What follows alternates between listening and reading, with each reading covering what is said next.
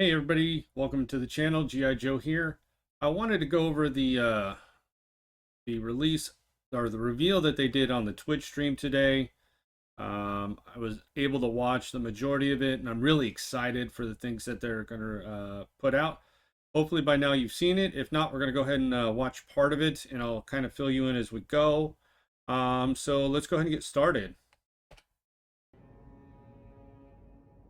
We just watched the trailer teaser that was put out at the Game Awards. So we'll have that going in just a minute. So here we go.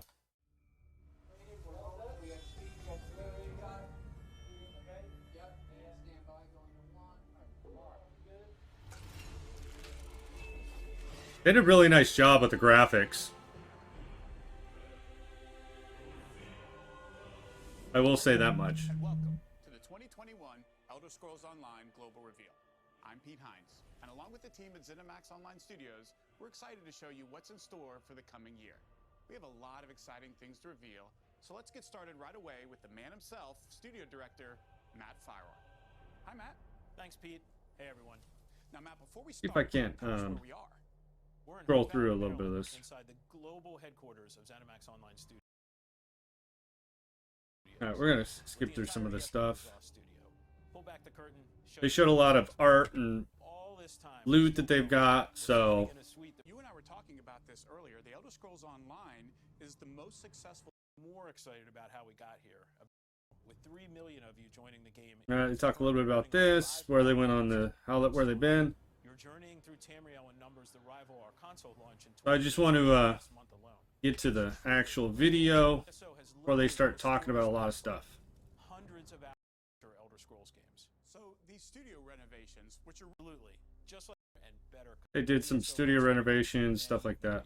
Now, Matt, it's obvious the pride that you have in your. We've created a world for you, a virtual world with the best community in gaming. Anyone you choose, right, regardless so of level. Dozens of unique places, many as keep going. Standalone, together or solo.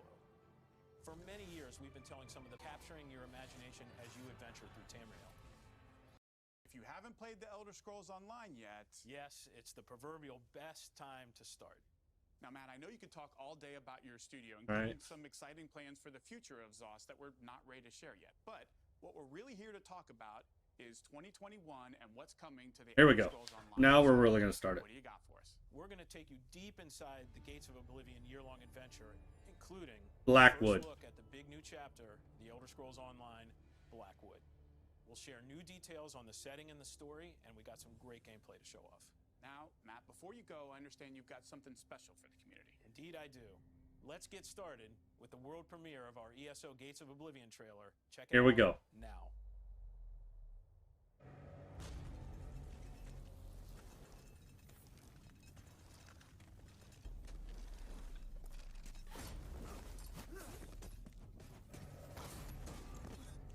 A little harsh.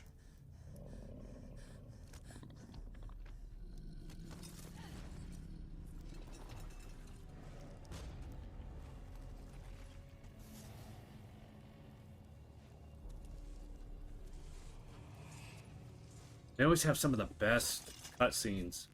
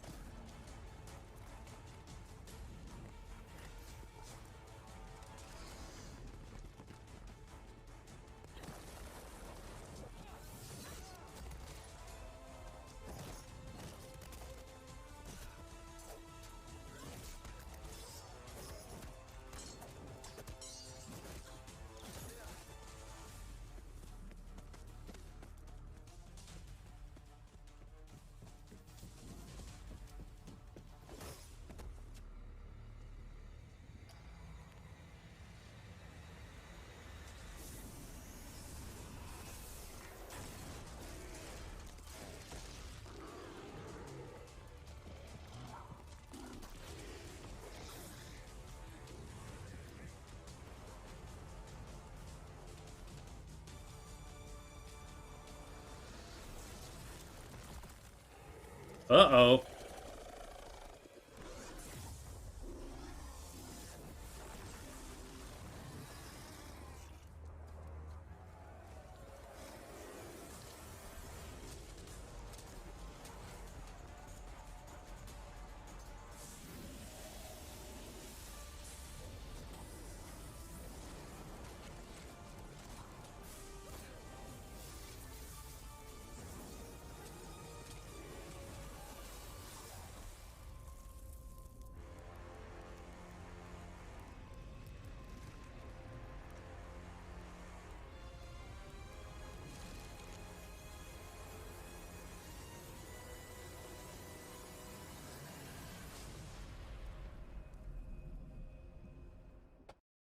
How freaking sweet was that?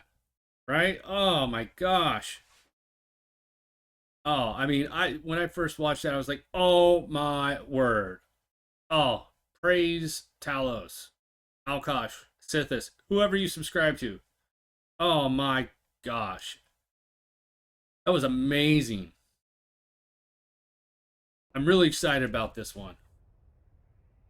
I remember I made a couple of predictions on my stream. A couple of them came up. There is a lot to take in that trailer. So, Fortunately, I have the perfect person to tell us about what we just saw, and that would be creative director Rich Lambert. Hi, Rich. Hey, Pete. I'm super excited to be here, and a big hello to everyone around the world.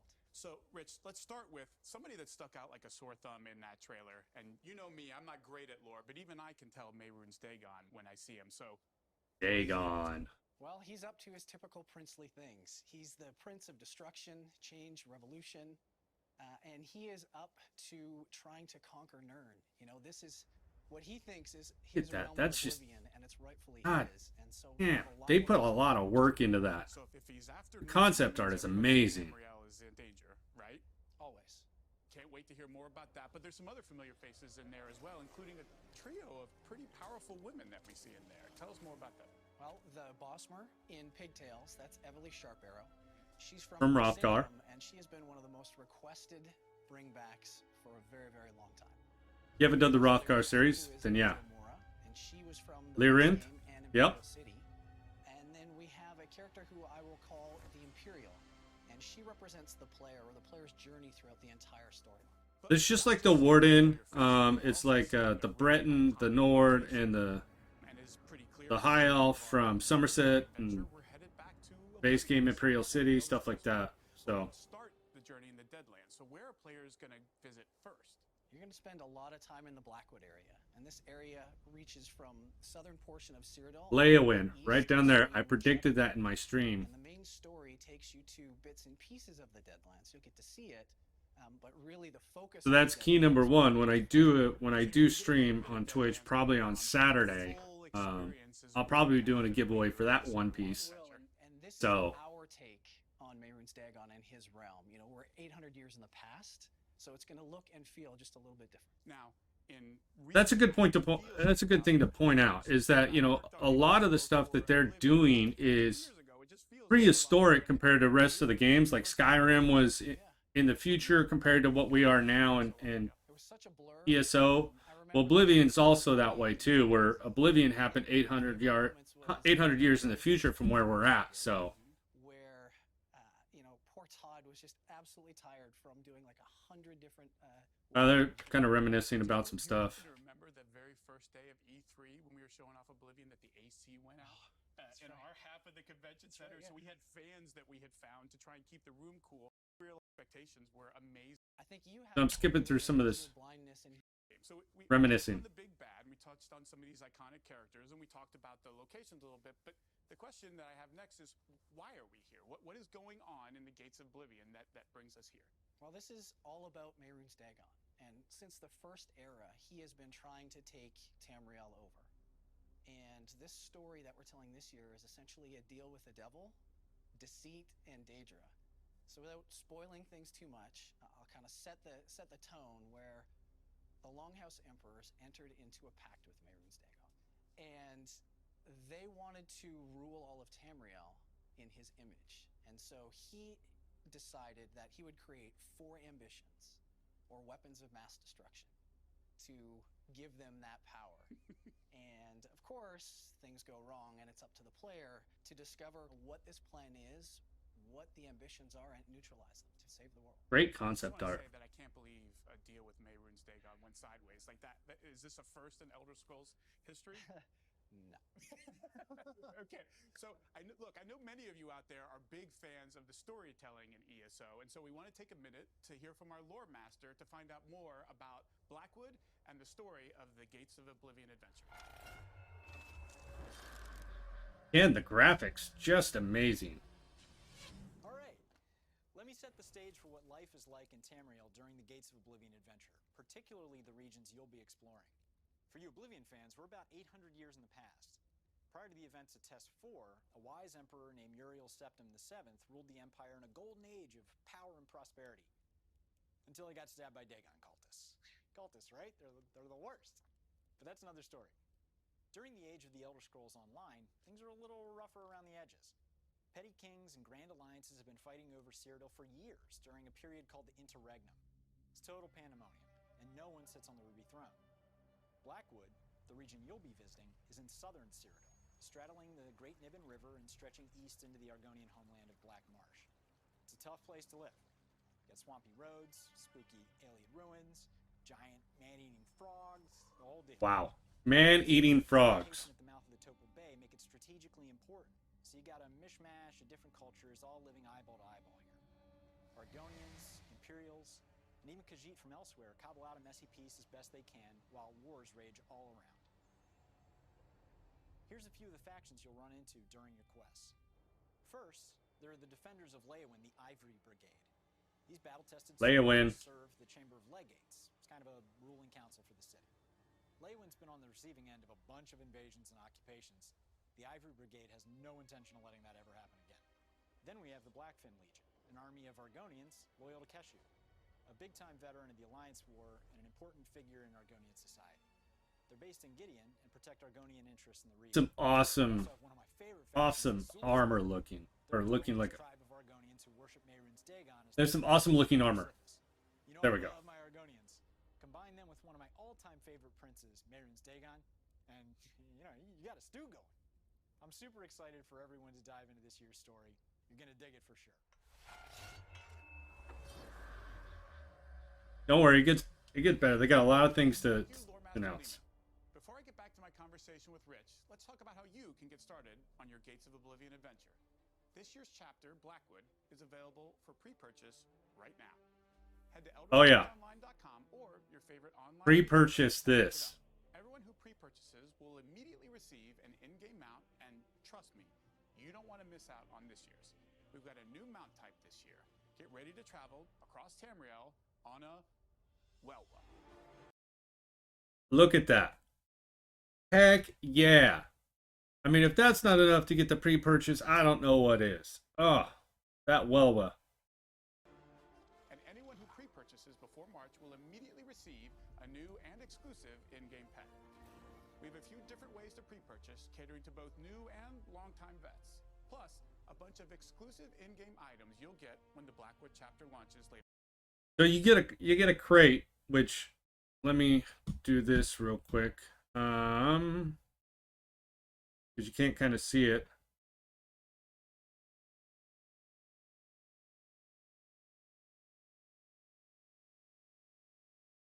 That crate right there. It's an Iron Astronaut crate. That Dremora outfit looks pretty awesome. You get a Wamasu pet, so that's nice. And they also have the digital editions. Later this year, including an outfit style, crown crate, and more.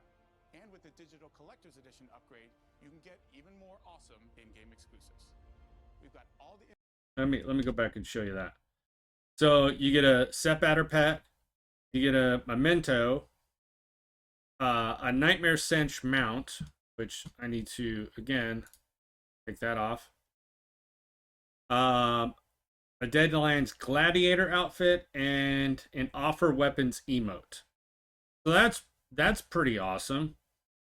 edition upgrade, you can get even more awesome in-game exclusives.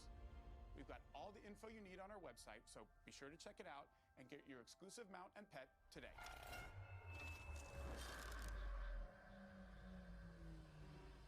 Okay, Rich, let's tell folks a little bit more about what they can expect.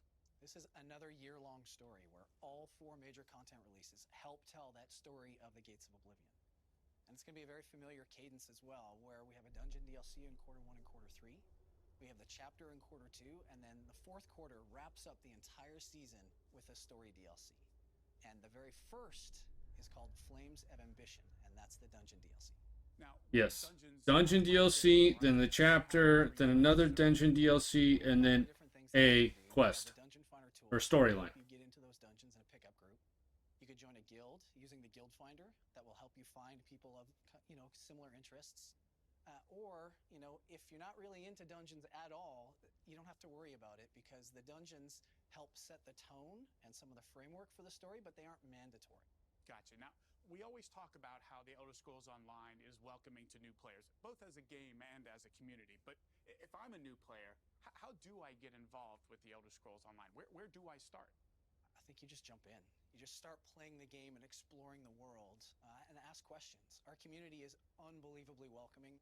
They will go out of their way to help you and answer questions. It's true. Any questions you want to know, no matter how, what makes you feel good and what interests you. If you're interested how it maybe is minuscule or stupid, we will answer those questions. Anything. soon, and that's free for all players. And then we've also got things, if you're dying to try Elder Scrolls Online, whether it's a free trial week that we do on different platforms throughout the year.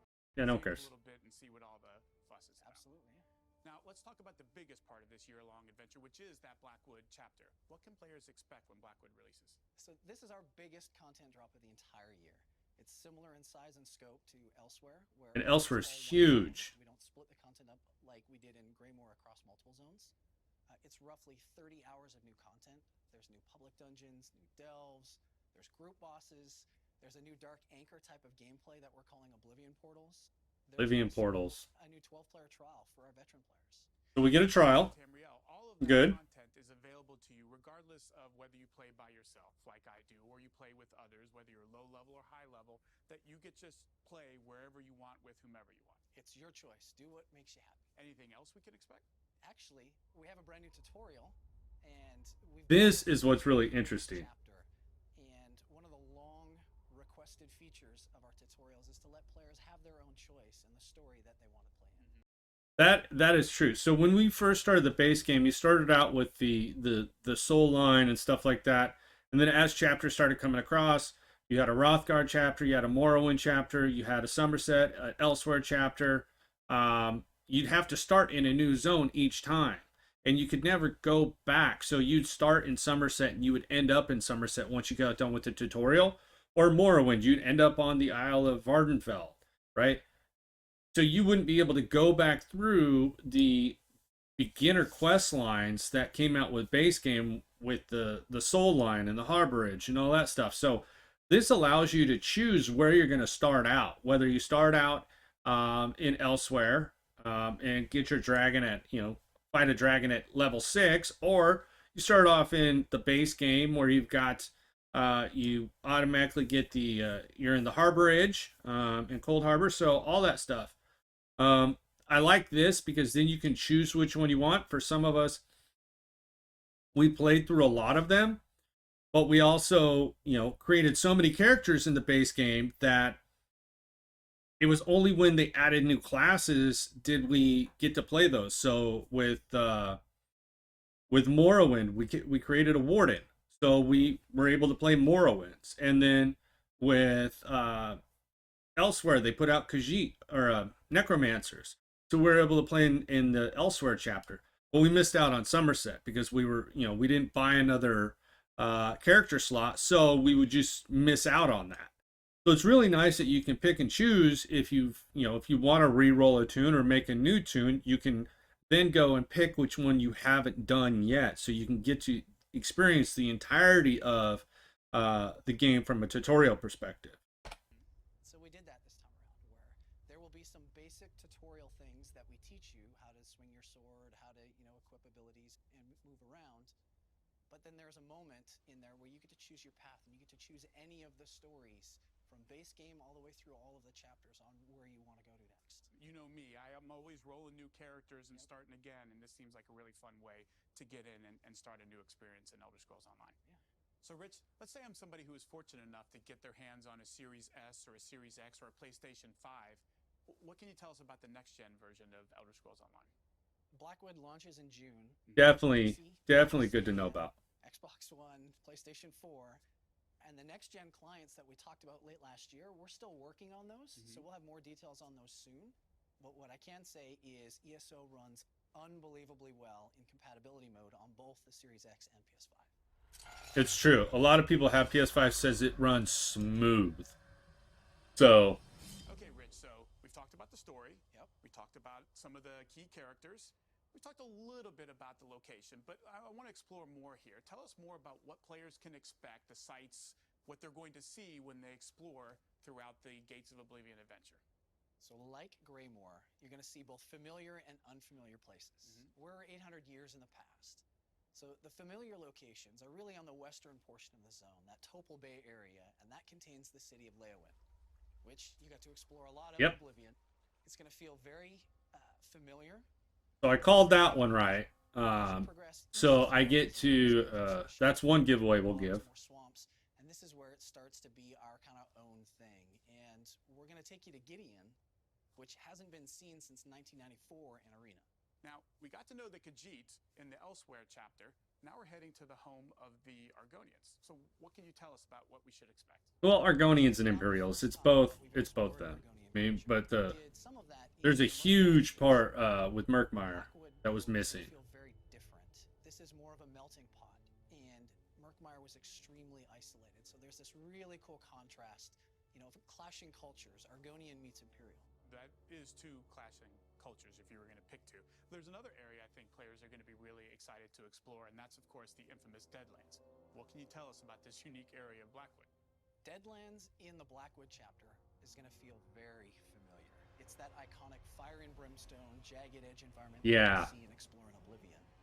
You're going to get to explore instances or pockets of it as you progress throughout the main story. So kind of like Clockwork City, you're transported there, you go and you kind of do your thing. But really, the exploration of the Deadlands doesn't happen until the fourth quarter DLC, and then you're going to spend all your time there. Yeah. Fourth quarter is when they're going to release the story, and that's when we're going to town and. With art director CJ Greb.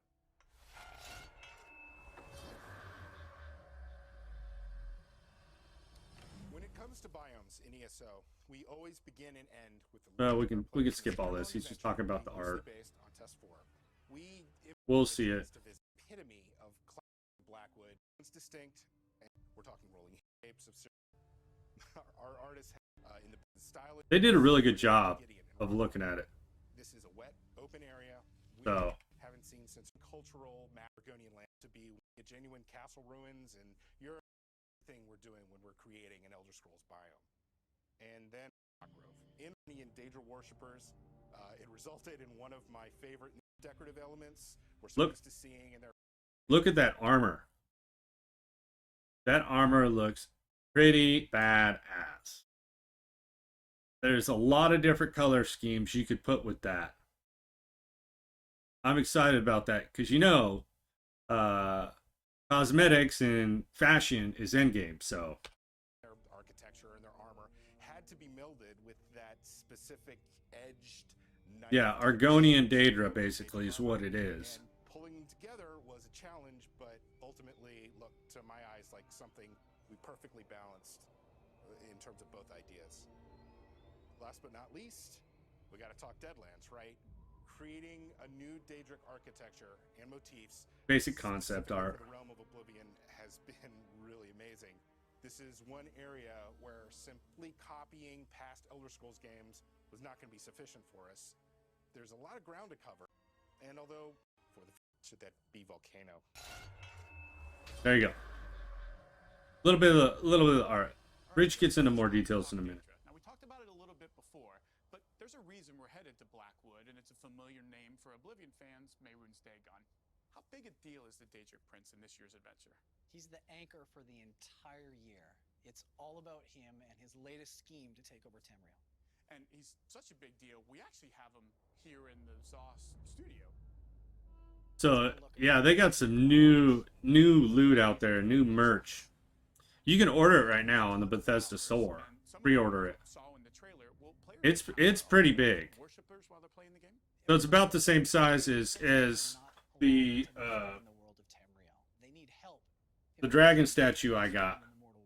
So that's where the cultists come into play. They do the bidding for the princes, and you're going to encounter a lot of them this year. There's a lot more to Dagon. For more, let's go back to Lore Master Lehman. I don't really want to listen to the lore. Anchor Cameron's scrolls.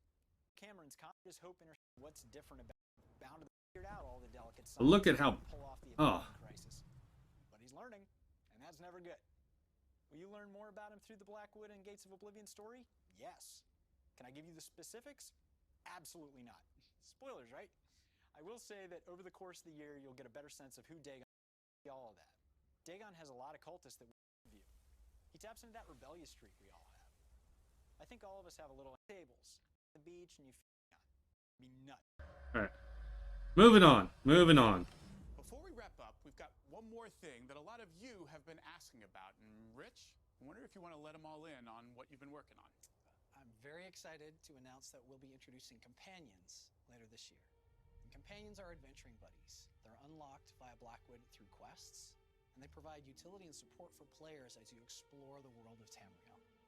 Once unlocked, you can level them up, you can have dialogues with them, you can equip them with gear, set their combat behaviors and abilities, and they'll be your permanent companion from here on out if you choose. So let's recap that.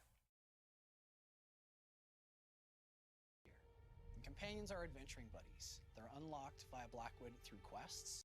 So you go through Blackwood, you get the quest. And they provide utility and support for players as you explore the world of Tamriel. Tamriel, mind you. Not just Blackwood. So it's not like dragons, which are stuck in elsewhere. This is Tamriel. Unlocked, you can level them up. Level them up. With them. Level them up. You can equip them with gear, set their combat behaviors. Gear. Combat behaviors. So you can make them a tank, a healer, a DPS, whatever you need. That's what they'll do. And abilities. And they'll be your permanent companion from here on out if you choose. That sounds awesome. Now what should I expect from a companion, especially a guy like me who plays Elder Scrolls Online solo? You're always going to have somebody there for you. If you need a little bit of extra healing or a little bit of extra damage or tanking, you have somebody there in your pocket, so to speak. And you can use them pretty much everywhere, except for maybe PvP, but we'll go... Maybe PvP. So let's just remember that. Maybe PvP. Into a lot more of those and have a deep dive as we get closer to chapter launch.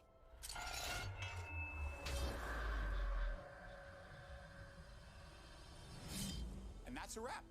Thanks to Rich, Lehman, and CJ for sharing so many exciting news on Away From Home. But most of all, thanks to all of you for tuning in to online.com for all the details. And So now, it's available for turn it over to pre-purchase. Gina and Jess for a special ESO Live. Thanks, and take care.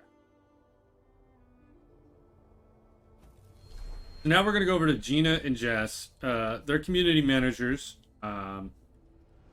They care about your rules. We'll watch the trailer again.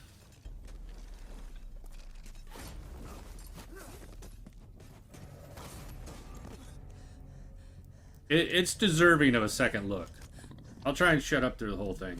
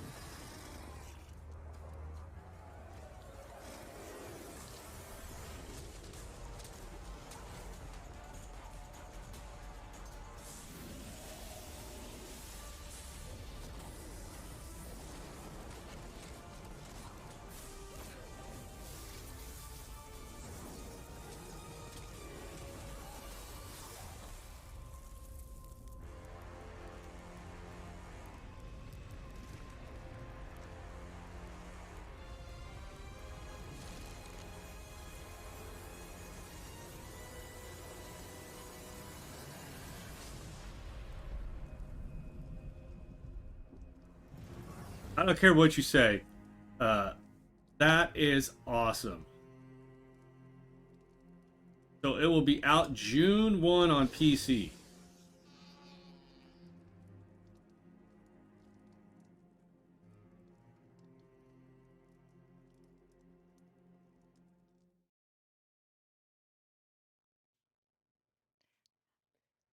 Hi, everybody. Wow. Welcome, everybody. All How right. much did you enjoy that reveal? It was awesome, right? Amazing. It was Yes. great. So we hope that you enjoyed everything that you saw. So I'm gonna try and skip through a lot of this stuff. Many of you joining us on our stream. Because there's a lot of stuff to talk about. Thank you. That they're going So through. this year, more than ever, globally included, And they talk a lot about stuff that. The Gates of Oblivion Park. And let's take a look at what we have in store for today's show. Great show lined up. We have a lot of stuff to talk about.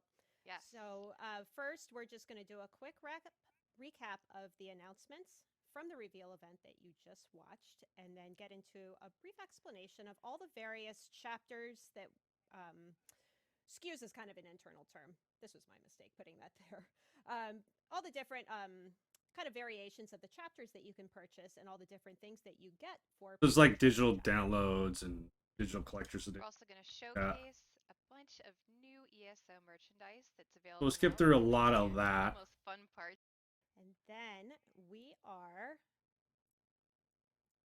Sorry, I lost discussion on the Gates of Oblivion to a full preview with lead. Boy, I didn't realize the mouse wheel would do that. Be joined by. All right, so move through a little bit. Foremost, Twitch and ESO accounts are linked. We had website maintenance. I did get that frog drop. And link your accounts. So I'm gonna do a video on how to actually claim your drops. In another video. I might put a little thing in the corner, just for a little reference. So now, aside from making sure that your accounts are linked, you also need to make sure that you claim. Go top, and it will take claiming. We're also giving crown package formerly. Yeah, they gave away a bunch of crowns, a bunch of gear. Like they gave away all that stuff. And Gates of Oblivion year-long story. Blackwood chapter. They gave away 1, 2, 3, 5 of them. During the puzzle missions are very first. Congratulations! So we website if you're either trying on it. Some giveaways that just post at the top. It should say yes, but we have so next skipping through a little bit. We'll take a trip back in memory lane, back to last January. When we were in Las Vegas. Feels like a very long time ago when we were announcing the Greymoor chapter. All right, we're gonna skip ahead a little bit. First, we have Flames of Ambition. This is our Flames of Ambition for the Gates of Oblivion. It is the dungeon pack coming in Q1 of this year. It includes 2 4-player dungeons. So we have Black Drake Villa and the Cauldron. And we're actually going to be showing you a preview of these dungeons a little bit later in the show. So you want to be sure and stick around if you want to see those. We also have, of course, the new chapter Blackwood that you all are talking about. We loved seeing your enthusiasm in chat during the stream and on our social channels. So this includes the bustling port city of Leeuwin from Test 4. Haven't been seen since then. We have a shot here overlooking the city. Oh, and now we're looking at one on the inside of the city. So the first one is the Path of Affliction, I believe. Or Flames of Ambition. That's the one that's coming out to PTS tomorrow. Blackwood is the actual chapter itself. Then make some him. As you go through Tamriel, you're going to be able to unlock these doing trade buddies as you go through Tamriel. Which was able to announce during the reveal earlier. There we go. Very excited about this. Think of these as like your adventuring buddies as you go through Tamriel. You're going to be able to unlock these doing quests in Blackwood. You can level them up. You can assign combat roles, skills, equip new gear. They're there with you when you're doing a lot of this content. What's also cool about them is you can unlock personal story quests for each companion as you kind of build a rapport with them. And you can summon them at will. So let's say you're going along, you can put them away if you don't want them following you. I get it. It can be a little much when you have somebody constantly following you, right? Don't And put then, them all on the outfit. yeah. Yeah, that's the thing. They're going to be used a lot like the banker and the merchant, so you can quick slot them and put them in, put them away, put them and let them out. On the outfit station. I Sorry. know. Yeah, that's just how she knows. But yeah, let's say you're kind of going, so you Yep. can bring them in and out as you need them. So we're going to have 2 at launch with the chapter. There's going to be a male Imperial, which you can see in the screenshot here. And then there's also going to be a female Dunmer. So as Rich said, you can use these anywhere except solo arena and PvP. But we are kind of currently... So no solo arena. So you can't take them into Maelstrom and you can't take them into Veda Shrines Hollow. So, but doesn't mean you can't take them into a 4-person arena. We'll test that out on PTS. testing and balancing everything, so things may change as we continue on with our tests. And of course, we're going to give all the details on these and how they work in the future as we get a little bit closer to the... Yes. I can't tell you how many times I've done that exact same scenario, Gina, where I've been trying to kill Gone to the world boss, the John Travolta, like... help with that. There's 12-player content coming in the chapter. Not going to be talking about this a whole lot today, but we will be showing it off again as we get a little bit closer to chapter release. So there's a trial as well. And of course, as always, we do have a prologue quest for the chapter, and that will be coming very soon this spring for everyone. That is free. It's part of the base game. So that's going to come after update 29. So, and in addition, throughout the rest of the year, we have 2 more DLCs. The Q3 and Q4 DLC. This graphic we have here kind of shows you the order of things throughout the year. The Q3 DLC will be a dungeon pack, and the Q4 DLC will be a story-based one that takes place in the Deadlands. Ooh, everyone's excited. so it's just like Awesome. they And did just in with case you didn't know, Elsewhere even though we showed you and the story, yep, we Skyrim. released a brand new awesome CG trailer for the chapter. You can watch it over and over and over again. What else? New tutorial. I think this was mentioned during Yeah, the new tutorial. So we're excited awesome. to bring that to everybody. It looks really cool too. I Yeah, saw yeah. somebody showed me, I think, Preview of all the different areas. yeah. Lastly, Matt mentioned that we are going to be updating and replacing all of our game servers this year, which we're very excited about to be able to continue supporting ESO for years to come. So this is a huge thing. It's something you see on the forums a lot. They even say that their servers are end of life. Servers usually last about 5 years before they get out of warranty, and you have to start replacing them anyways. Elder Scrolls Online has been around for 6-7 years in production, but they've been working on these same servers for 10 years because it takes a couple years to get the game coded and the bugs worked out and released to alpha, then to betas, and then ultimate release. So the fact that they're going out and updating all their hardware is awesome. It means that they are vested in the future. If this was a game that was pittering out like some of the other MMORPGs out there that have just kind of filtered out after 5 years, they wouldn't bother with this, but they've got a huge base, and so they're really excited about upgrading all this. I think it's going to do monstrous performance increases, especially with the next gen consoles, the PS5, Xbox Series X. I think those are really going to help out with that. So that's exciting. I'm really glad that they're doing that. So the ESO mega servers, as you know, are running on original hardware from 2014 when we launched the game. God, was it that long ago? Yikes. They are kind of nearing their end of life in terms of being able to support the game. So we are going to be updating all the data center hardware over the next year or so, just to ensure that we have a modern, up-to-date infrastructure and we're able to support the game for many more years. So just to be clear, this is not going to be more mega servers or new mega servers. So we're still going to have like PC, NA, and EU, and then same for Xbox and PS4. It's unlikely to have a direct impact on in-game performance, but it is going to ensure that outdated hardware failures don't occur. So this is really important for us to do just to continue supporting the game. Yes. All right. Also, with that, with the data centers, the newer technology, they're having better uplinks between the servers, and so you'll probably see a performance boost with that. So, from someone who works in a data center, time to time, running 40 gig connections, if they're running that through their firewalls and everything else, it should make a drastic impact as far as latency is concerned. So, Let's get into the game versions for the chapter. Which version is right for you? We're going to talk about it. We do have a number of different versions that you can pre-purchase, similar to previous chapters. We want to make sure that you're picking the right one based on what you're looking for and what you already own.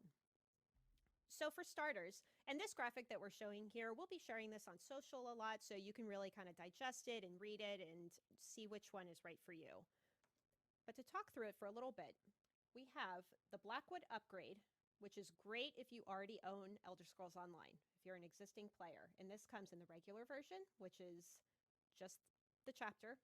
Or you can get the collector's edition, which includes all of these items. So you have the really cool cinch mount, you have the pets, the memento, outfit style, and weapon emote. That comes with the collector's edition. Now, let's say you're new to ESO. Maybe you're tuning into the stream for the first time. Boy. Which one do you want to get? This one. This This is the... Boy, it's been a long week. I noticed they come with all the expansions. So it does say base game, Morrowind, Elsewhere, Somerset, Greymoor. You're not going to get the classes that come with that. But if this is your first time that you're going to do it, get the regular version. You can always upgrade at a later date. You're still going to get some free stuff with it. So it really has. If you're a new player, you want to get the Elder Scrolls collection. Now, like the upgrade, this comes in a regular and a collector's edition. The regular version comes with the base game and all the previous chapters, which is really cool. The collector's edition also comes with the previous items that we just showed. So if you're looking for an edition that comes with Greymoor, Elsewhere, Somerset, and Morrowind, all the previous chapters, the collection has all of those. And what's cool about this is if you're an existing player, if you already have ESO and you're looking for all the previous chapters as well, you can also get this version. It's a really good value. Even if you already have one of the chapters, it's an awesome value. For sure. So we have pre-purchase incentives, like we always do. Oh, here we go. So if you pre-purchase the chapter, you get some goodies. You get some of them immediately, and you get some of them at launch. So this is actually brand new. We have a limited time offer on a pet. It's called the Nightmare Bears Cub Pet. Say that 5 times fast. Yep. This is available only until March 17th at 10 a.m. If you pre-order the chapter, you will get this little cutie in the game right now. We also have the Nagahide Welwa Ravager mount. Ooh, similar to love previous. I know, he's really cool. Similar to previous pre-purchase chapter mounts, you will also get this in the game immediately once you pre-purchase. So it's ready for release. Now, as mentioned, as soon as you pay, you're going to get it. Purchase incentives that you get at launch. Those include the Dremora Kindreave outfit, the Deadlands Wamasu pet, the Iron Atronaut crate, brand new, and 3 Blackwood treasure maps and 2 XP scrolls. So those will be delivered at launch. And check out the Twitch panel right below our stream. The Twitch panel wasn't working for me. But anyways, yeah, so you can go to the ESO website. I believe you might be able to do it through the PlayStation Store as well. I'm not exactly sure. So we're gonna skip through a little bit of this. You get the 3 DLCs included in the membership, so you'll get Flames of Ambition and then the same DLC that is released in Q3 and Q4. The chapter you do need to pre-purchase or purchase after it's already been released in June. Yeah, so if you're an ESO Plus, you'll get quarter 1, quarter 3, quarter 4. We have a lot of ESO merchandise. Just There's like so much All right, so they stuff. go through some merchandise. It's on the store. They do. I'm a little frustrated. I just bought this chair this year, I don't know how to and they come describe out with it. an Elder It's Scrolls foam chair. I'm like, or wool, damn and it. then it's got embroidery on the back there. So With I would materials have like got that, thread. I'm putting but it on screen like you guys can see. I'm kind of a nerd like that. So we're gonna skip through some of this stuff. This was super We really want to nice get to chair. Finn. Really Noble, nice chair. Noble chairs So are I'm gonna actually skip what ahead a we're little looking bit. at right Finn now. kind of It's talks Min. real quiet, so I'm gonna get Yes, into some of the it is gameplay. comfy. That is literally what I was talking about earlier. All right, so Wow. So we're not going to show any spoilers. We're not going to show you. they run you through the any dungeon, but they details. don't We're not show gonna you show how the to do it. story. This is So kind of a sneak peek on what these two dungeons look like. Kind of the first step into the Gates of Oblivion story.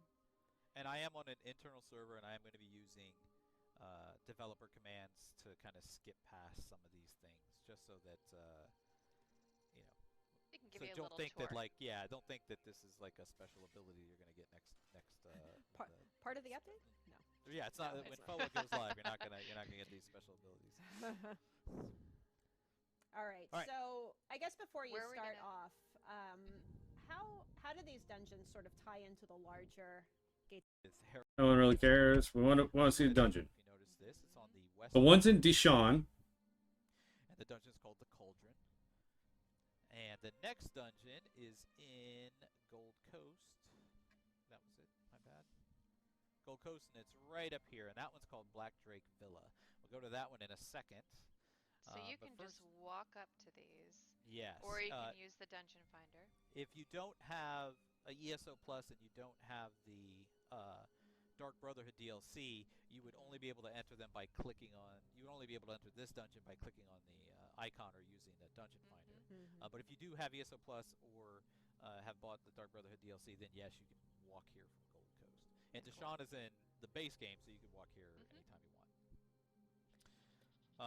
Sweet. So. Which one are you going to jump show into first? The Cauldron? We're jumping into the Cauldron first. Because you're here. This is You're right here. Yeah, because I'm here. I happen to be here.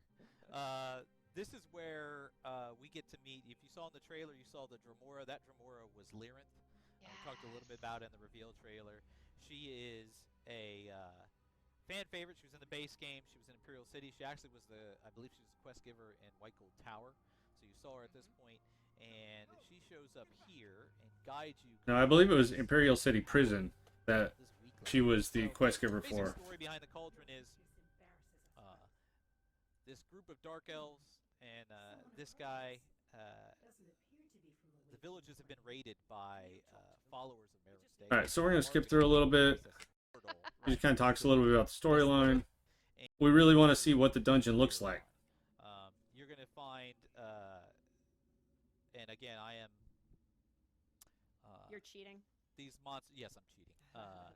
These are special followers of Marin's Dagon. They are members of a cult called the Waking Flame. So he is on an internal server as well, so he has dev commands where he can.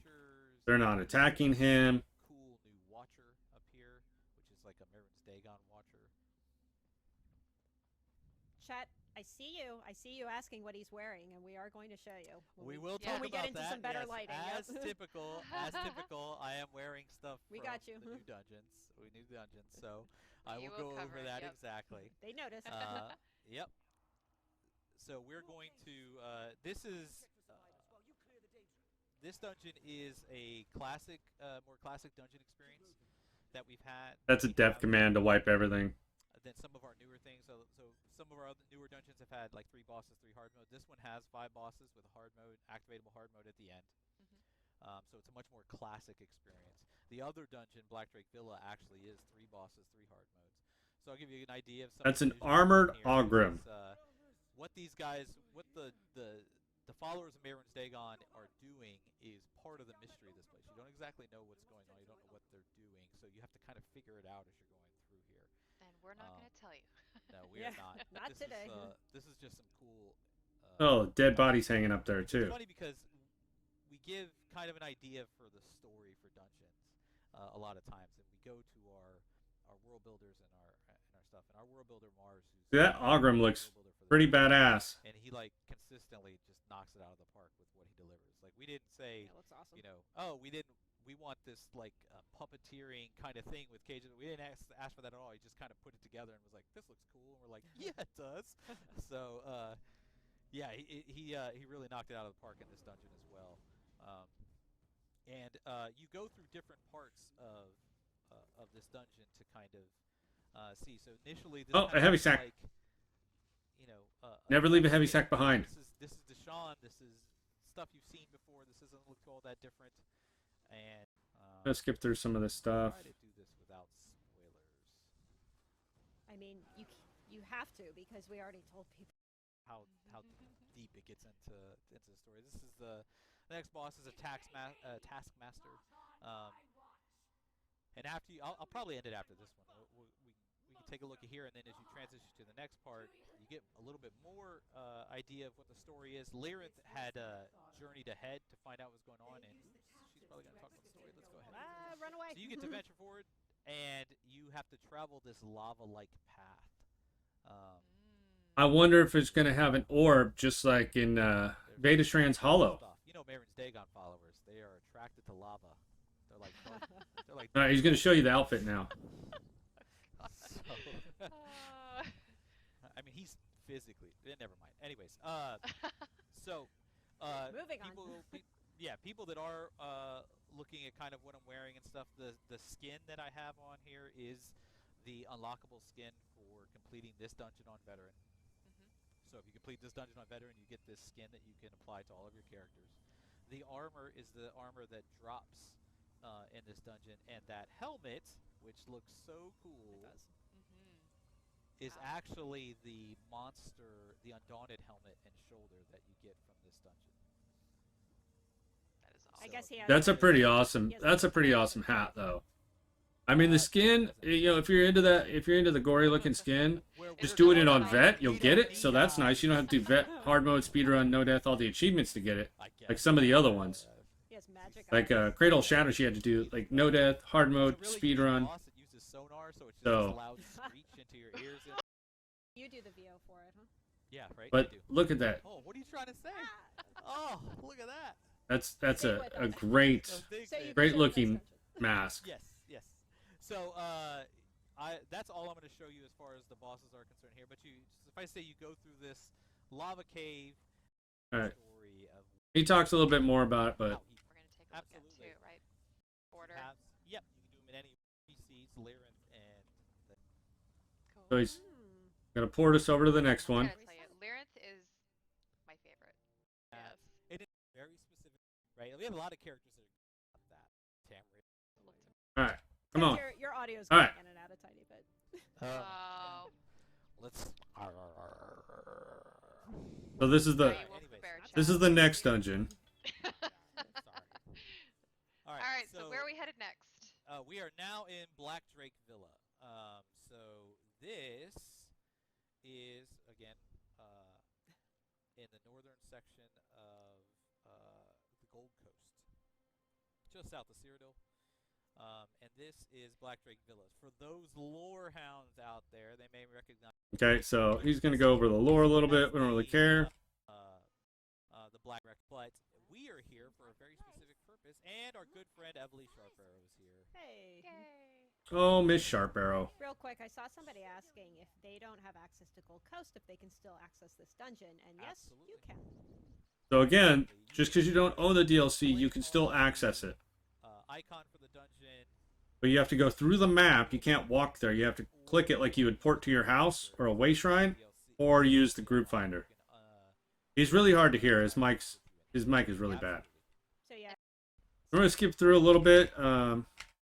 They talk a little bit about how pretty it looks, which is nice. I mean, it does. Emperors were tyrants and bad people generally, but when they built the Black Drake Villa, not only it was a repository for secret libraries or super secret, but when you start in here and you come to the villa, this has been in disrepair. The Longhouse Emperors have been dead for however long, so the local wildlife has moved in. There's a tribe of goblins that are here. There are Minotaurs from Gold Coast that have moved in and kind of like are ruling the goblins. So you've got some special salamanders here. Oh, get them out. There's a lot of Right? fire. You are the eviction crew. Yeah. Is basically the way this one works. There are some specific clues as to what's going on that we try to tell you. If you notice these little vents right here, you see smoke kind of coming out of these vents. Oh, So no. the library happens to be underneath this place. What is going on? What's that mean? Huh? What is that? All right, so I gotta kill these guys. With your magical, Yeah, with my internal magical only abilities. developer commands. Yep. And now I'll show you the first boss. This is a new super big Minotaur. This is Kinra's Iron Eye, and he doesn't like people being here. He looks pretty intimidating. Minotaurs that are outside of here, and he's just kind of in your way. You got Evely up there. She's gonna lend help during the fight. Fire some arrows down on this bad boy, but we're not gonna show that fight. We're just gonna keep going. Yeah, I have a feeling he won't just step aside and be like, "Oh, go ahead." He will not. He'll be like, "Oh, Keep yeah, going. go ahead, go right through." Want a tour? So Yeah. there's a lot of like cool things in here to explore. You can see, some of the people that maybe still were here that they've been left for dead. We tried to really build this up and sell it as, this was a Roman village. I mean, it looks really nice, So graphically. Before you go through the sewer grate to get into the dungeon, you can run along the vineyards and stuff like that, blocked.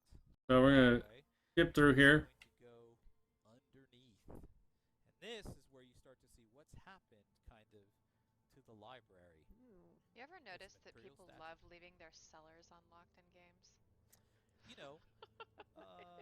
I try not to judge people for that. Like maybe they, just they're scared of tornadoes. So Finn is the dungeon creator. So, Ransack everything. but look You can see at here what's going on. is the library, and it is on Oh fire. no.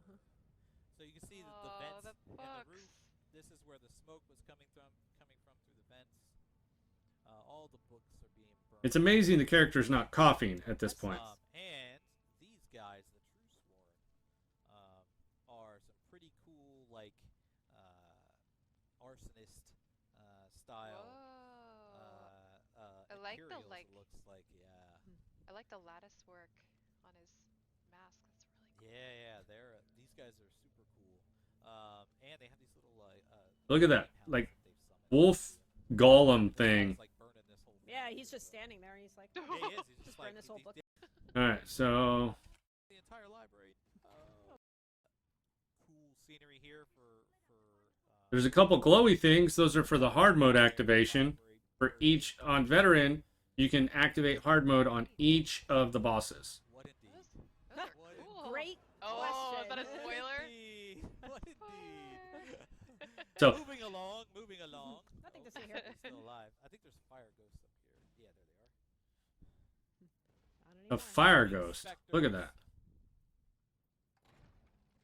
Yeah, so you kind of make your way through the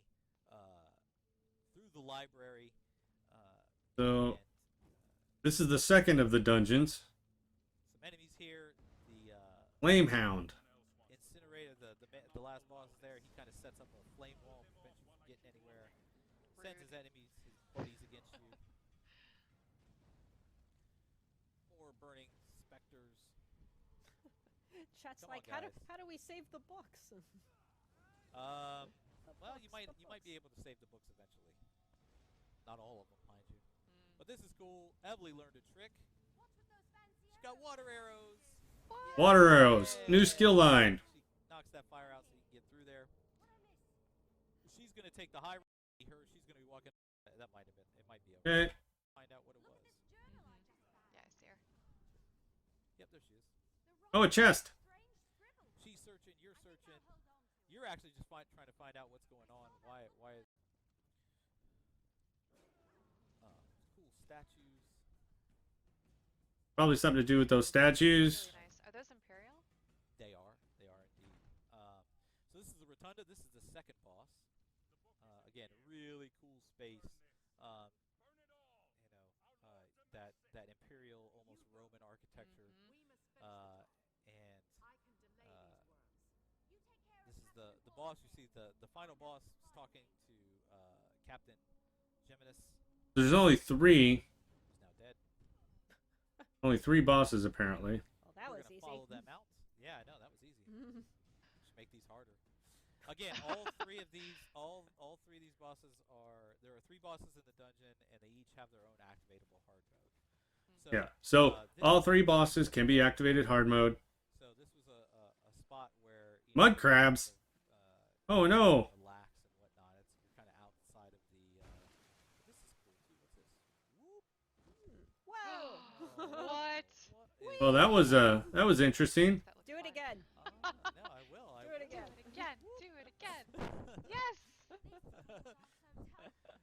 So kind of like the stuff with this might be a the book boss fight. We'll give you a little bit of chance or the bow. You know, the Also, these grappling hook. Ooh, look at that fire behemoth. Wow. Get that as a skin.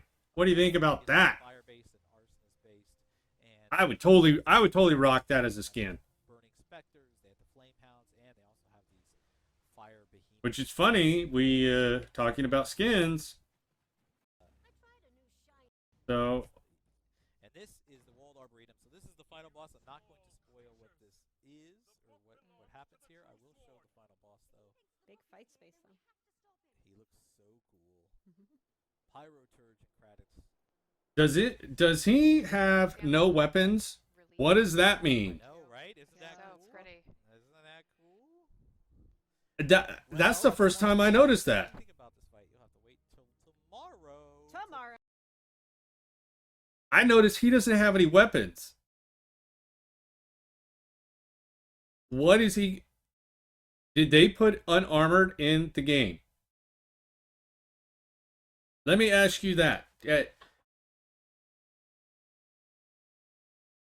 I don't see any weapons in his hand. Are we now going to have an unarmored skill line? Kratix.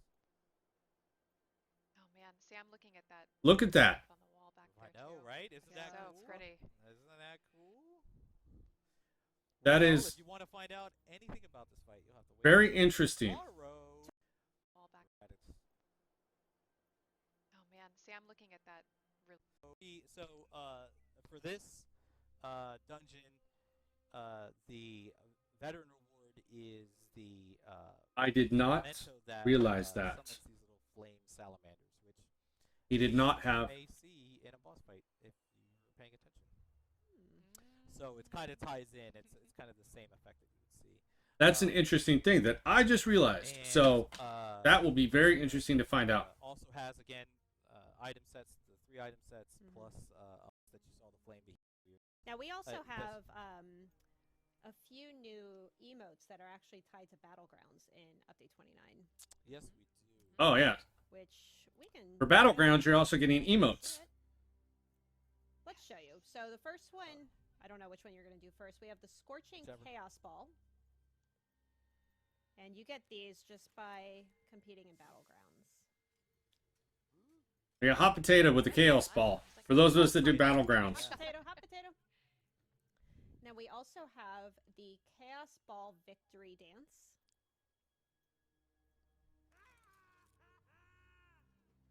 Yay! That's a fun one. I got the ball. And then last, I like this one a lot, is the Chaos Ball Boom. Nice. It's pretty nice. I like those So again, emotes. These come from playing in Battlegrounds in Update 29. They are all emotes. And I did show off the item set a second ago. This is one of the item sets. You're going to get to see all of them tomorrow in the patch notes. But So this is Fool Killer's Cuirass. Armor, health. Activating block while in combat places a damage shield on you and up to 3 group members within 18 meters for 2 seconds that absorbs 4,000 direct damage. If it breaks, the wearer of the shield restores 5680 magicka and stamina. This effect can occur once every 30 seconds if a damage shield is broke. If it does not break, it can happen every 10 seconds. So, You're kind of hoping that the damage shield doesn't break so it can keep popping and you still get that 4,000 direct damage. I don't see this being a very, it's going to be a very niche thing, but, we'll see. To show you what this is set, and then Baron. So the monster set out of there is the one that he's wearing. Adds max stamina, and applying a status effect to an enemy grants you a stack of ambition for 10 seconds. 3 stacks max. When you gain 3 stacks, the stacks are removed and you gain 3 ultimate. On gaining ultimate, you cannot gain additional stacks for 2 seconds.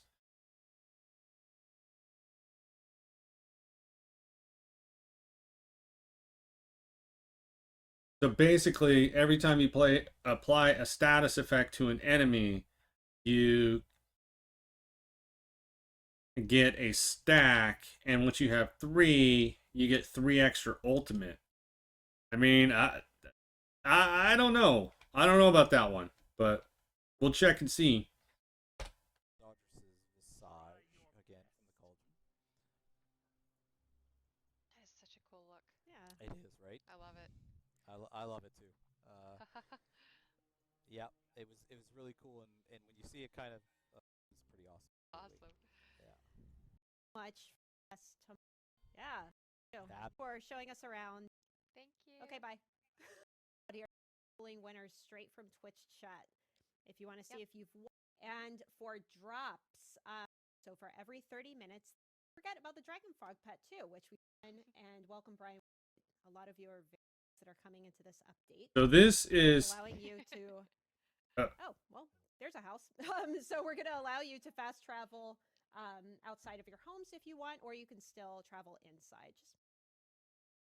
So what they're saying is that if I understand this correctly, so when you go to your house, you have to exit your house in order to go someplace else. So you can't just port to a way shrine or to a dungeon from your house, except through the group finder. You can't go to your map, open it up, find where, say you got this house in Gold Coast, you want to go to Vulcan, you can't just automatically port there. So that'll be fixed, if I'm understanding that correctly. Make it a little bit easier for you. Next, we have improvements coming to previewing, furnishing, and house guests. So, by house, we're going to basically allow you to preview furnishing plans directly from your inventory. And also, when previewing a house guest, you will be able to see a selection of voice lines. So you can kind of get a sense of their personality a little bit. So with that, they're saying that like when you find a furnishing or whatever, you have to learn it, and then you have to go to a crafting station of that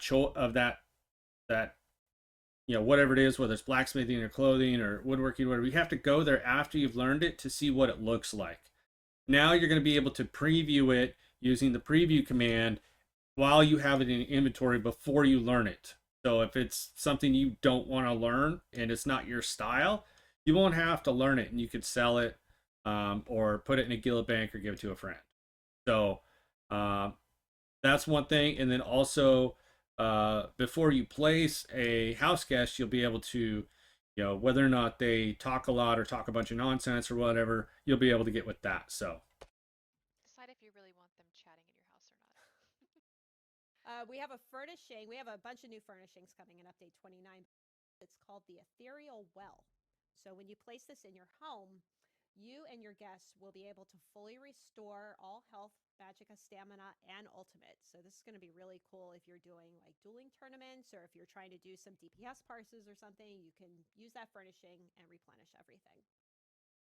So this is kind of like the vampire thing, where like if you've watched my streams, sometimes I'll take my tank in there and I'll bite the thrall that's in there. That automatically takes me to the next higher stage on vampire. So if I'm at 2, it'll take me to 3. And let's say I've got 15 minutes left on stage 3, I'll bite, get to stage 4, right? And then there's also something that I can drink from, which will take me down 1 step. So I can go from stage 4 to stage 3, rather than having to use the Bloody Mara or the corrupting Bloody Mara, the refreshing Bloody Mara. and then having to put my food back on. I can do it this way, so that way I can get my levels where I want them. So when I do my dungeons, it's fully achievable. So the Alien Well is one where when you do it, it's just like out in the real world, or the real world of Tamriel. You visit an Alien Well and you do your thing with it. You get health, magic, and stamina bonuses, and it shows up as a little droplet on your buff bar. But now they're including ultimate with it. So at your house, when you get done doing a dummy hump, and let's say you just dropped your ultimate, and you didn't have enough time to get another ultimate up, so you would have to attack that target dummy over and over and over again until you got the maximum ultimate again. So that way, your next parse that you start, you could drop a complete ultimate off the top. That's how you work it, so that way you can have a higher parse. Whereas if you just started off with the parse and say your ultimate costs 250, and you've only got 70, you have to work from 70 to 250 to get that higher parse right off the bat. Now you can use your ultimate right off the bat just by using the Alien Well. So that's nice. Which is pretty cool, right? Yeah, it is. We also have, and you guys saw a sneak peek of one of them just now. We have 2 brand new houses that will be on the PTS that you can. So houses. You practiced that, didn't you? PTS is tomorrow, so I'll be doing a patch notes read tomorrow as well. In Gold Coast. Stream. All right. Boy winner for Mighty Rhino Gaming. They gave out 5 of these packs, so that's all right. Awesome. Congratulations to you both, Cube and the talking out. Our lead PvP and combat designer. It has been a while since we've heard from Wheeler. All right, there's Brian. Everybody staying safe. In update 29. So Brian, Yep. Take it away. Well, I wanna start first off. Work with the combat team so far, and what we're getting ready to talk about. Also, these things. So He basically thanks his team for a little bit. Alec, different Kyle, Seth, a ton of other people, David, and Including that this stretches stream. off. Right, exactly, and that stretches off. We get from Rich and Rob to be what we've worked on for a while. But I just want to take a second to thank everybody because it's a lot of work that we've done over the past. God, is exciting, and you are looking forward to testing it tomorrow, as much as we've been playing it and testing it and playing it for the past for months. Oh my God! Yeah, here we go. Combat fixes. Update regarding a system that's been in the game for a very long time. The champion system has been in Elder Scrolls Online for years. And its initial goals to provide a means to progress your character beyond level 50 did that for a very long time. But the problem was we started to have to cap it. As everybody's known, we've had it capped at A10. When are we getting something? Yeah, because progression feels good. Exactly. Yeah. And this is something that we wanted to tackle from several avenues. It wasn't just, we want to update it and that's it. That's all we care about. No, there are lots of angles that we approached with this. One is sort of what I talked about a little bit already, which was progression. But there's 2 types of progression. There's horizontal, which is sort of like broadening your character, letting you do more things, and Elder Scrolls is known for horizontal progression across the board, but also vertical. Vertical progression is, more power, letting your characters heal more, damage more, soak up more damage, do more things. And CP 1.0, as we're going to call it, the original, the current version, I guess. Right, the OG. Yeah. CP, right. It did a great job at that. But again, we had to cap it, and we started to see the limitations that it had. So we had to fix that. We had to provide not only vertical power, but also horizontal power to let people broaden their characters. Other aspects that we wanted to tackle with this involved choices. If you think about CP 1.0, there are 36 stars that you can put points into. And after you start to whittle that down, it's really, okay, are you stam? Are you mag? Are you damage? Are you Putting healing? more points into the same. Yeah, and that 36 points, that 36 options gets like whittled down real fast. So it really wasn't much of an option. And we wanted to address that. But again, we wanted to have choices that are involved with that. If you think about your hotbar, your ability bar, you can only put 12 things on there. So you have 6 per front and tons of back. skills, tons of abilities that you could put on there. But it was just like with Champion 1.0, you just got everything. I was like, whatever. And my dog's drinking in the background. You may hear loud slipping. I'm sorry for that. You know what? Poppers are a part of at-home streams. Yeah, right? It's all good. That's true. He's a 95-pound. People asking questions in chat about what are we seeing? What's that thing up there? We are definitely going to get into all of it. Don't worry. We're We gonna are. get into that. We're going to for take sure. a look. Yeah. We are actually looking at Don't part worry. of the game. Yeah. Yep. We need to explain where we're going before we kind of explain where we're at right now Yep. with what you're getting ready to play. So Brian, it and- sounds like you guys are looking to create a end game system building upon the original champion system that has more choices, more tools in your toolbox, and is Yep. expandable into the future. Definitely. And one of the last things that we had to address was performance. As you saw in Matt's article, performance is a very big focus for the Yeah, company. performance is We huge. want to make sure that Elder Scrolls Online is progressing into the future, not only just for players and be able to advance their character, but So I'm gonna skip through some of this. so we're gonna kind of start breaking down some differences between 1.0 and 2.0 here. Obviously, you can see that we kind of kept the same color scheme of green, blue, and red, but The things UI are is beautiful, by the way. different. It does look yeah, really nice. Yeah, It's really and this is pretty. kind of what I was talking about with the UI team. Oh God, Vince did a great job mocking these things up. Yeah. But you can see the names different. One of those things is called Warfare. This one's called Craft, and this one's called Fitness. They each have stars that are sort of focused around that, and I apologize for trying to keep my dog not barking as I do this. It's all good. But let's go into Warfare here Just- real fast. Just pet So the there are dog. 3 instead of 9 now. They're 3 instead of 9. And you spend points in every star. In CP 1.0, you spent points in just a couple stars, or 12 per color. Now we're talking somewhere around the vicinity of 99 stars that you're going to spend points into. So big variety changes. Yeah. We also changed the functionality of the stars. You remember how before it was just like you would spend points in a star and it would just increment it as you went. Yep. And that was a very familiar method of progression everybody's used to. But it also had that thing called jump points. Yep. Whereas like if you were in between a point, you're like, oh, I'm not really a full percentage point, so I'm actually getting it. We did away with that by doing these things called stages of points. So as you saw in that other star, it was like I spend a point, I get stats, no problem. In this one, I have to spend at least 10 points to get the stamina from it.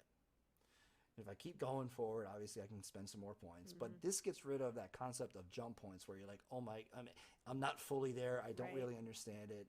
Is it It's clear. 0.01%? Yeah, that percentage Right. of a Yeah. percentage. Yep. Exactly. Yeah, it's yeah, it makes it very much more clear. clear. That's great because jump points sucked. That helps out with some of the problems of clarity for getting people into the system as well. Right.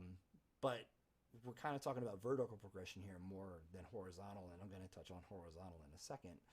By the fact that I'm getting max stamina. Great, no problem. Here, I'm also getting max mag. Now we're going to get into something that is... See how this is sort of like a different color to the Yeah, star? It's got A lot like of this different extra... colors. This I can actually take, and you see where it says add to champion bar to activate? Show me, Brian. That's where you actually drag it to this top bar up here. I know everybody's looking at this top bar going, what is this? What is it? It's a means to tackle two things at once. One is performance, because a lot of abilities, if you think about Bastion, for example, from CP 1.0, it's something that affects your damage shields. So every time you do an ability, the system would have to go, was that a damage shield? Do I need to worry about that? And we're talking, and when I say every time you do an ability, I mean like even drinking a potion or roll dodging. Yeah. It's like, dude, was that a damage shield? So we've done a little bit of work with this over the past couple of years. Because that's a lot of checks. Yes, it is. That's a lot of checks. If you think about basically a decently spec'd out CP 1.0 character, they got like 30 or 40 passives on them at one time. Yeah. It's checking that every time you do something, Yep. especially in combat. So it's a lot. And to so be we're clear, limiting that to 12 there.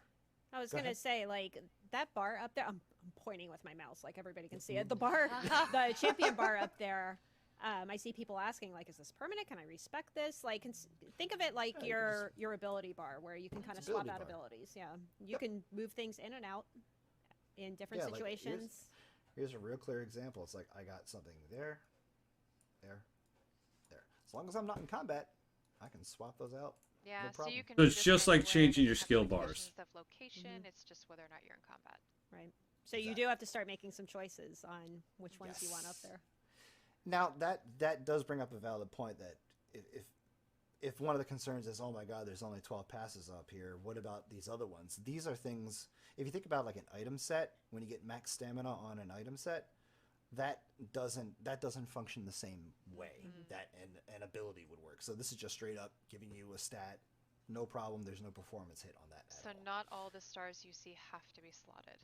Correct. Right. Yeah. So in this case, again, I'm just pointing at max stamina in this Yeah. case, but you also have a slottable max stamina one because this one you can just keep putting points into it as well. So when we look at the system, you kind of touched on it earlier. We want this to be able to grow moving forward. And if you think about the original champion system, it kind of had the art. It was kind of like locked in on that one layer, and that was kind of it, right? We wanted to make sure that we could add more stars to this system. So we've added sort of a layering method where within a constellation, you have a secondary constellation. And we have three types of constellations. Three sub-constellations per constellation. So this gives us lots of room to expand. But you could say in this case, like, here's some healing taken, and here's another slottable for crit resistance, which we all know is great for PvP. So, again, every constellation has 3 of these types of substars available to them. In Warfare, we have them filled out right now. But if you look at something like Fitness, they don't have sub-constellations just yet. We can add them in the future. And that is one of the great things about this system, that it is built from the ground up to be able to support ESO for many, many years to come. This lets us add more. So that's great, and that's another good reason Yeah, why functionality is they did the That's cool. So on CP the rework PTS tomorrow, when people try this out, for only Game Update PvP 29, will because have this to- takes effect. I don't know, I guess We'll be on sometimes PTS everyone- yeah, this some week, constellations so is we'll do a visible lot on of our streaming, a lot of videos on this. But to again, look into this it. doesn't preclude us from adding more into them later on. Yeah, and to Right. be clear, It just- this is part of Update 29. I see a lot of people Yeah, asking, this when does isn't this 30. go live? Like, no, this is this upcoming DLC and the base game patch. So it will be on You'll be PTS able tomorrow. to play this tomorrow. On PTS. I know some people are saying this looks a little confusing. Like, once you get in there and kind of start clicking around and getting used to the system. Yeah, This is it's a lot to definitely- take in right now, we know. Exactly. It This is. is a lot of information. And again, this is stuff that we've worked on 2 years. Yeah. So it's been a while. I guess one of the other main points that we wanted to bring up about this is, you see how this thing's called craft. We didn't want to make it all about combat. That was sort of one of the things that CP 1.0 had a little bit that it touched on, with being able to like yield double from crafting nodes out in the wild. But we're trying to push that a little bit further, where if you look at this one, like Reduce Breakfall, damage it reduces your fall taken. damage taken. Look at that. And then we have some stars that cost a lot, but you see it's pretty important. If you resurrect yourself or somebody else, you have a chance not to consume a soul gem. So this I guess constellation is focused not necessarily on combat itself, but things you do around combat, but also just, what you're doing around in the world. This is where There's you're a going lot to of find utility. Right, a lot of Yeah. utility for your character. And this So that's ability your Y typical is inspiration gorgeous. boost, They did an amazing your job on crafting it. boost, And your these are finding the stuff in the constellations. treasure, There's no, the treasure hunter passive that we currently got now. 6. This is a 3, but again, we're going from 36 choices to 99, and yes, it is overwhelming from when you just think about it at the start. But you'll start to see patterns in these things. Like over here, here's like healing done on this side. Where on this side, it's about damage. So you'll start to see that everything's linked together in a manner that supports various play styles. Not so much necessarily am I mag or stam, but like what am I playing? And I'm seeing that there's a lot of functionality that was in, well, is in the original champion point system that is still here. So Yes. it seems like we're not really going to lose a lot of that functionality. Perhaps some of the passives that you could slot, Yeah, but also we did. specializing. Yeah, we did pull in a bunch of passives. I mentioned Bastion earlier. We pulled that one in.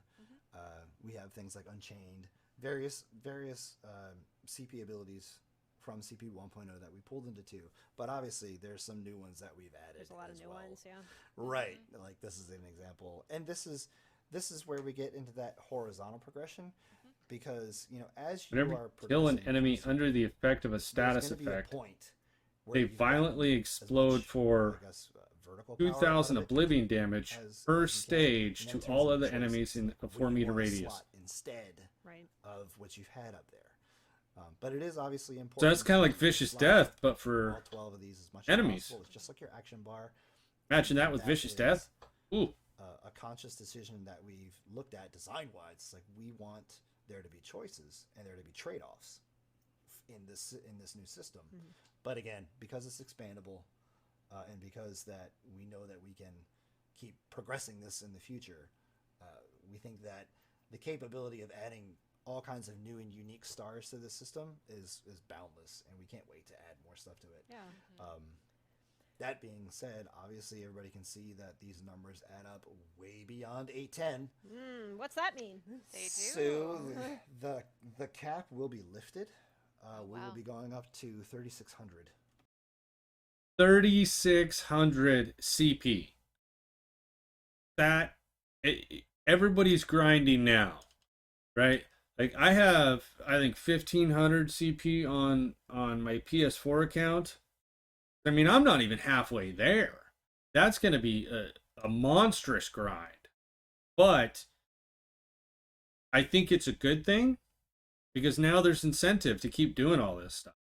To do, to be there and grind it out. And, again, breaking it down the way they're breaking it down, it kind of makes sense. But we'll have to see how it plays out with the performance. Obviously, they're trying to get rid of some checks, especially in PvP, get rid of the checks on it. So we're definitely going to do, us creators going to do a lot of diving into this starting tomorrow on the PTS. So, be sure and subscribe to the channel if you want to see videos on that. So let's keep going.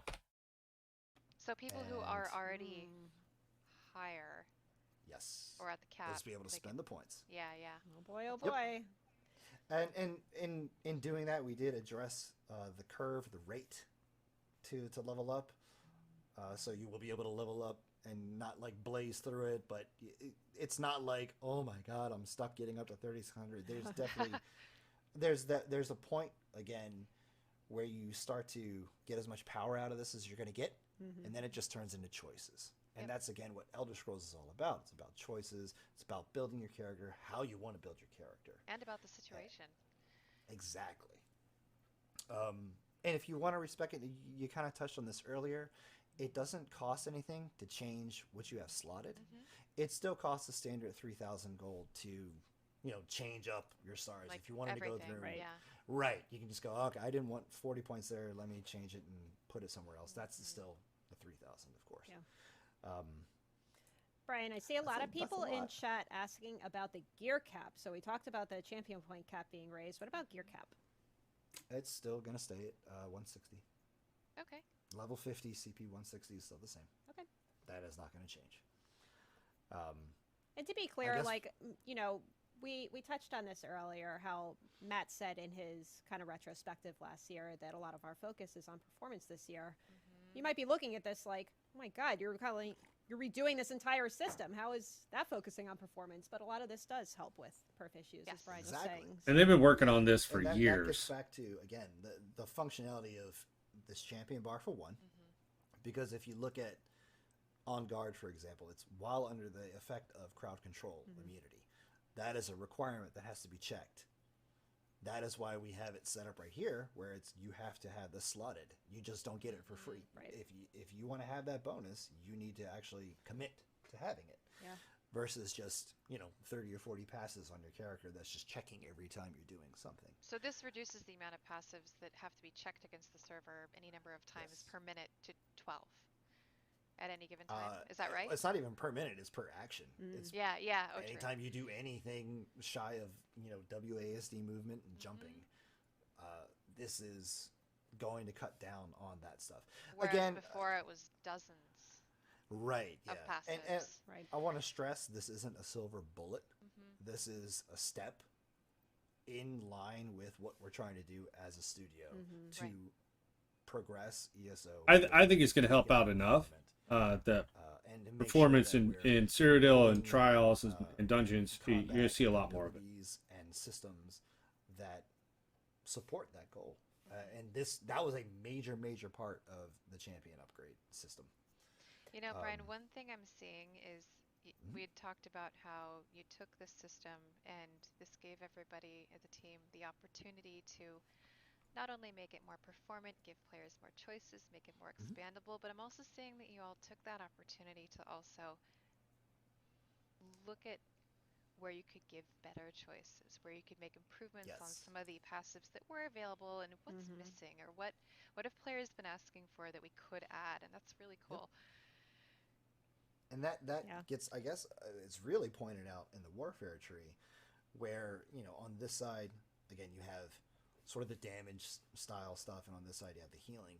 But in the middle, up top, is where you start getting some flavor, and the bottom down here is where you start to get into survivability. Then it turns into a bit of, okay, what am I going to spec this character out as? Am I going to make it surviving? Obviously, there's some stuff that is in the conditioning. That's going to take over the red tree that we currently have. This really does make you have to figure out what you want to build your character as. And that goes back to the situations. Yeah. Right. Yep. Do you like to play mostly PvP? Do you like to mostly do trials? Do you solo most of the time? Yeah. Exactly. That's really cool. And all these stars, all of them, again, there's about 99 of them, are going to be playable on PTS tomorrow. Awesome. Lots of stuff. Now, So Brian, you combine have this. you have a couple other things that is going into the update. So I don't know if anybody caught this quickly when we were on the initial screen here, but This you can is see that there's awesome. a new stat here that everybody's been asking for on their screen. Spell pen, Viz pen. We know that there's a lot of people that play the game that don't have access to mods. And we know that there's been a mod that people have used on PC for a long time that gives them PlayStation, better Xbox. stats than people have been able to see elsewhere. You're going to get to be able to see all your stats now. Where we are. Odd. Thank giving you. Quote unquote, an advanced stat window where you can see things that like your bash cost, your block cost, break free cost reduction, all this stuff is now added in here. And you can see how some are percentages and some are flat values. Obviously, this is how much does it cost you to sprint. This is how much does it cost you to sneak. But there are other things like how fast what's the percentage on the sneak speed. This kind of is very visible in the crit and the physical damage and bleed damages. We wanted to include flat and percent because we kind of have both that are provided to you depending upon abilities that you have cast, whether you have a major or minor on you. Whether You're definitely going to see more in-depth build videos certain type of gear or whether you and metrics when we talk about our builds. We'll really go through these. Also critical to give to people to not only build their characters, but also to help them progress moving forward. We have this one thing over here, which is, you know, an equipment bonus star rating. That was cool to see, like, okay, yeah, I should be wearing gold gear and I should have it, you know, at CP 160. And that's like, yeah, you're wearing the right amount of gear. But you had to like really dissect all this stuff down here. And it wasn't enough information that people were getting. So that's why we felt like, you know what, we should give advanced stats. That's a great thing Because a for lot us of people use console that model. players. And I'm it's great to just super say, you know stoked what? about that. Doesn't matter if you're on PC or console, you now get to go ahead and get your advanced stats, which is pretty cool. And that, That helps you build your character. and it is on PC and console, which is pretty exciting. You know, Yep. console Yep. players are like, oh, finally. Yeah, Yeah, give exactly. everybody See all the access. things. More stuff to show on people's YouTube's videos about how they're building out their characters. Yeah, right? With the Yeah. stat. Yeah. Right. And I think there's one more thing to show. Mhm. It's a lot. I know that everybody's like, oh my god, champion point, champion point. I want to go back to that real quick and note that everybody that used to play a lot of CP understands that as you were spending points in CP as you leveled up, you would just get some passive max mag health and stamina. As you can see on this character, these stats look pretty high. We took a lot of the stats that people were getting in CP 1.0 and sort of baked them into characters as you leveled from 1 to 50, because all of the work that we've done, balance-wise, item set-wise, ability-wise, over the past 2 years is kind of reflected in each of these stars about how many points you get per stage and how many points, you know, per click on some of these. This is all taken into account our balance passes, our calculators that say how much a item set proc or an item set passive gives you for your stats. That's why we saw that we needed to actually make sure we cooked in some of those stats that you were getting for free in CP 1.0, because if you think about it, if you have to spend points in CP to get health, mag, and stam, that's not really a choice. It's just something that you should have. It's just something that should just be baked into your character. Right. And through our testing over the past several months, like we saw that we needed to add that in there to make sure that people can still do content. And that was a major focus as well, that when you go, It's important for you guys to hear this. That's why I'm just kind of letting it play through. Content that you were able to do yesterday. It's not like some. There's one more thing coming up nope, that's really you can't important. do Overland Dealing anymore. directly with you gotta PvP. spend all these points. So we're gonna skip through a little bit. Jeremy, you can still do content or anything like that. It's just a beat vet hard mode. We still beat hard mode. Go through and you know, more options, and that's kind of, which is this last thing about armor. Here we go. About, armor in Elder Scrolls, mainly in, I don't know, if you think about like Oblivion and Skyrim and clunking around in heavy armor, you're not too stealthy when you do that. No. You can take a beating, but like people are going to hear your clanky feet walking around, and your stealth is not going to be that great. Now we're not going to go full ham and say that you can't stealth at all while you're wearing heavy armor, or if you're wearing light armor, you can, you know, move like the wind and jump 500 feet with athletics. But we do know that it's heavy. Armor is definitely it is a choice that you make when you build out your character, whether you're going into PvP, whether you're going into trials, or dungeons, or just roaming around the world. We know that there are definitely metas out there where if you're going to do damage, you wear all medium or you wear all light if you're in a trial in an optimized group. But we also know that the passes we have in light, medium, and heavy don't really sort of drive home that concept of this is armor and these things are augmenting the armor. So what we wanted to do was make whether you're wearing light, medium, or heavy feel like you're wearing light, medium, or heavy. So he's going to get into the that passives on it. Observed and understand most people a light armor bonus. If you're wearing light armor, 9 times out of 10, you know, you're doing magical style attacks. You're doing magical effects. So by that nature, you should be sort of more resistant to magical. You are, you know, you're Gandalf. You're a mage. You're doing things that are magical. So basically, But, you know, again, wearing light, you medium, have and heavy armor are going to give you stout different passives light and different armor have penalties. magical bonuses. Right. And that's sort of what we're trying to reflect with this. So if you're wearing But paper, then we kind of went into the vicinity you're going of, to take well, what does more wearing light armor melee actually damage. feel like, and how does it interact with our core mechanics like dodge, So- like sprint, like block. Bash is reduced. Let's keep but going. to bash somebody.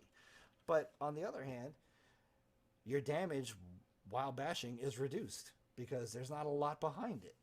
Where if you think about heavy armor, you get to hit a little bit harder because there's a lot more mass behind that bash. Yeah. true. So that's So, that's I mean, sort that of makes sense in the where we went concept of with the this. We went logic with behind what it. is the fantasy of wearing heavy, light, medium, and what is the interactions that you get. Yeah, these are in Core addition to the mechanics. regular And passives heavy that and you would light buy. sort of play off each other. So if you're in like 3 light, reduces damage taken from martial attacks. So- They're both 1%. So if you have 3 and 3, it's a null game. No problem.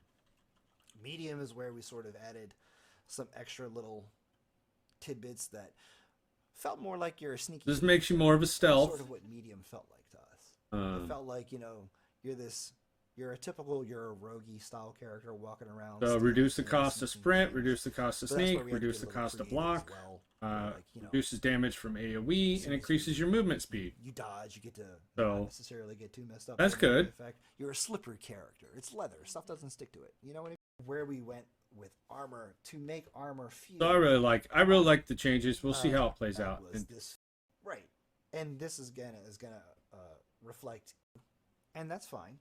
But we definitely didn't want to make it where. okay, so you're still talking about armor.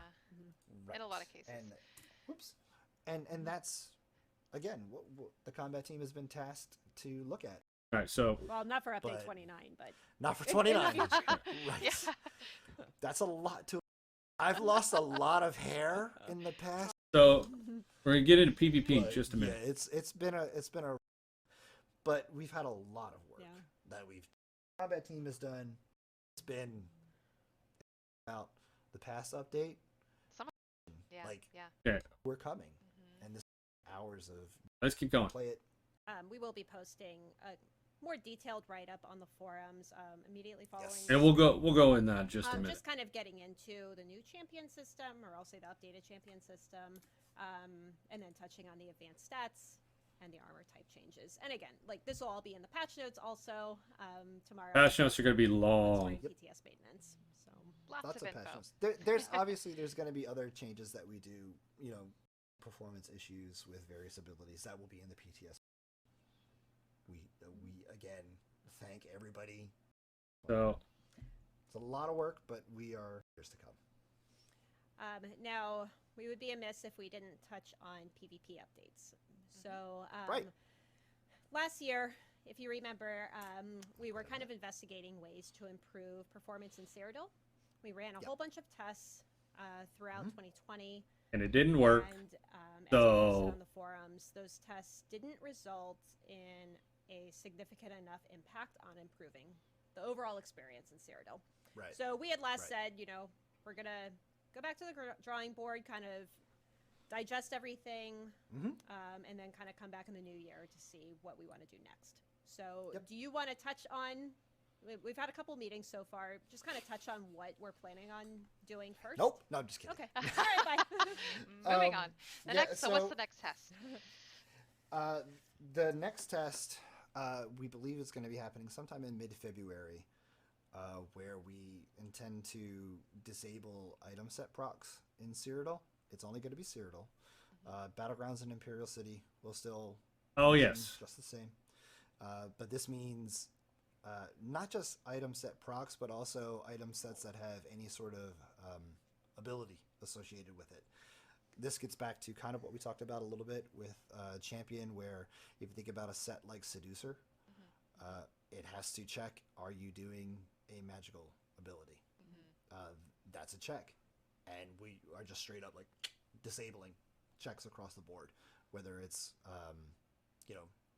Malakino or Valkynscoria. It's like, nope, if it's an item set that has an ability associated with it, whether it's a monster mask, or a 5-piece, or Beladreth, or Leeching, we're gonna be Crimson. those, So all those tanks that are running see how that Crimson, plays out. it's not you're not We're going to be able to use doing it. the same thing where we're going to look at our ability graphs, seeing the performance, seeing the frames, and when I mean the frames on the server, we're not talking about your client FPS. We're talking about like the server being able to. It's going to be interesting because a lot of people use, they've got during that we're also though going Falcon Scoria, or they use which is Lambris any abilities on that different hit stuff. So an ally target. Right now they only go to group.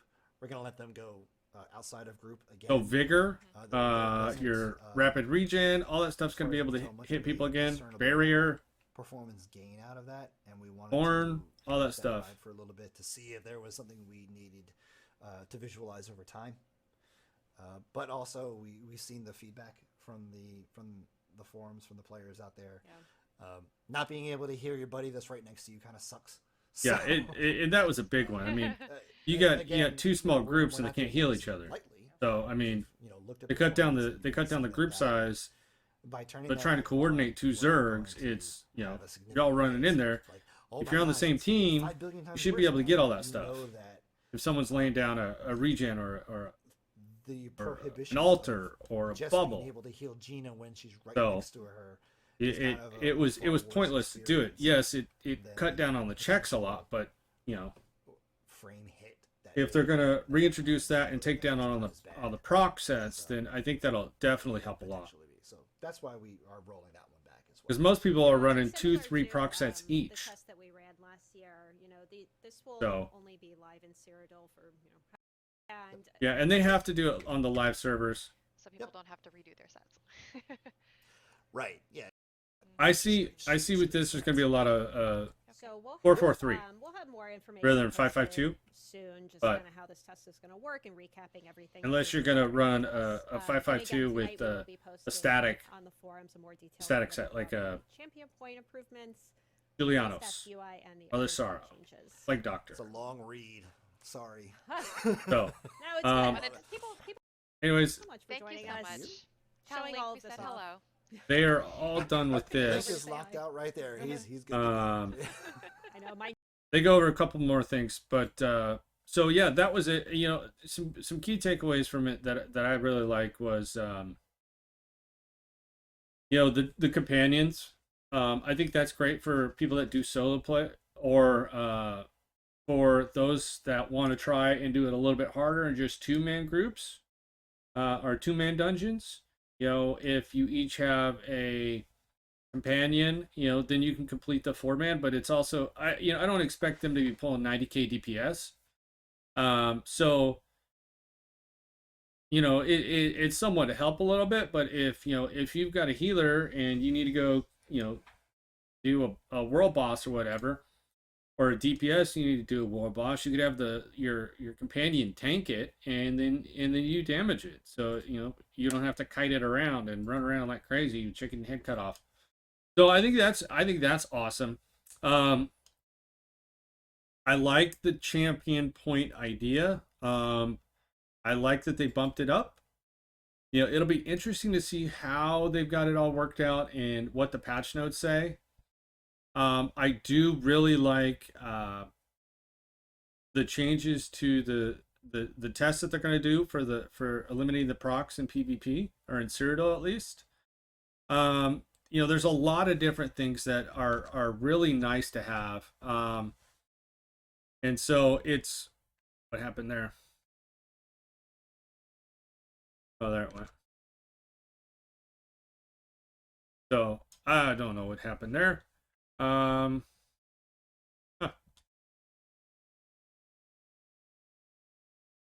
So yeah, I mean, there's a lot of different things that are going there. It's interesting to see. I'm gonna do a couple more videos on the status of combat, and then we'll also read through the patch notes tomorrow once they go live.